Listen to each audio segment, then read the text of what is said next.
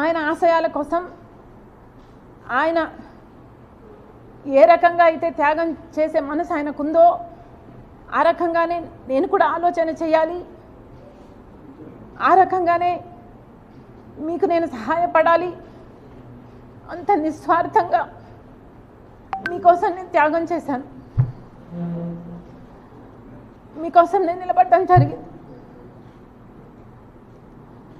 ఎంత బహిరంగంగా రాజకీయ కాంక్ష వల్ల నెపోటిజం అంటున్నారే,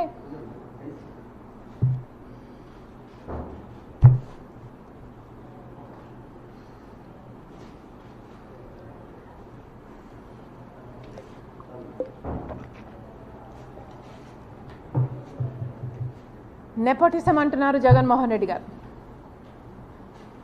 రాజశేఖర రెడ్డి గారి రాజకీయాలలో ఉంటే వివేకానంద రెడ్డి గారు కూడా ఆయన పక్క రాజకీయాలలో ఉన్నాడు, రాజారెడ్డి గారు కూడా రాజకీయాలలో ఉన్నాడు, రాజారెడ్డి గారి భార్య మా జయమ్మ కూడా రాజకీయాలలో ఉంది, సౌభాగ్యమ్మ కూడా రాజకీయాలలో ఉంది. అందరూ ఒక్కొక్క పదవి వాళ్ళ వాళ్ళ టైంలలో చేసిన వాళ్ళు, వాళ్ళంతా ఒకే జనరేషన్కు చెందిన వాళ్ళు. మరి ఆ టైంలో నెపోటిజం ఉన్నిందా? జగన్మోహన్ రెడ్డి గారు నెపోటిజం గురించి మాట్లాడుతున్నారు. మరి మీరు ముఖ్యమంత్రిగా ఉండి కూడా మీ పార్టీ మీరు పెట్టి కూడా ఇంకా ఎవరు బంధువులు ఉండకూడదు అని మీరు చెప్తున్న ఈ లాజిక్లో రవీంద్రనాథ్ రెడ్డి గారు లేరా? మీ బంధువు కాదా? మీ మేనమామ. సుబ్బారెడ్డి గారు సొంత చిన్నాన్న, అమ్మ మొన్నటి వరకు అధ్యక్షురాలు, అవినాష్ రెడ్డి ఒకటే జనరేషన్లో మీ భార్యకు బంధువు, నా తమ్ముడు అని నెత్తిన పెట్టుకొని తిరుగుతున్నవాడు.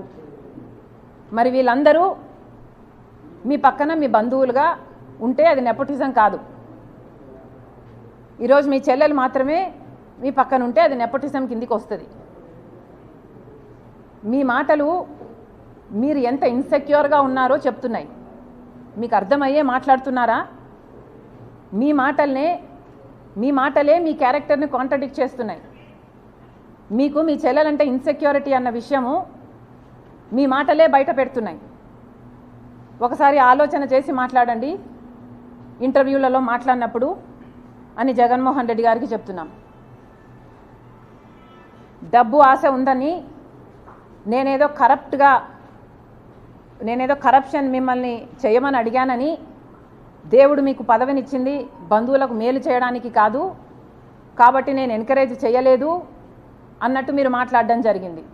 అంటే నేనేదో మిమ్మల్ని ముఖ్యమంత్రి హోదాలో నేనేదో మిమ్మల్ని పని అడిగినట్టు, మీరు ఆ పని చేయలేను అని మీరు నాకు చెప్పినట్టు, బంధువులకు మేలు చేయడానికి కాదు నేను ముఖ్యమంత్రిని అయ్యింది అంటే దాని ఇంప్లికేషను నేనేదో ఫేవర్ అడిగినట్టుగా జగన్మోహన్ రెడ్డి గారు మాట్లాడడం జరిగింది.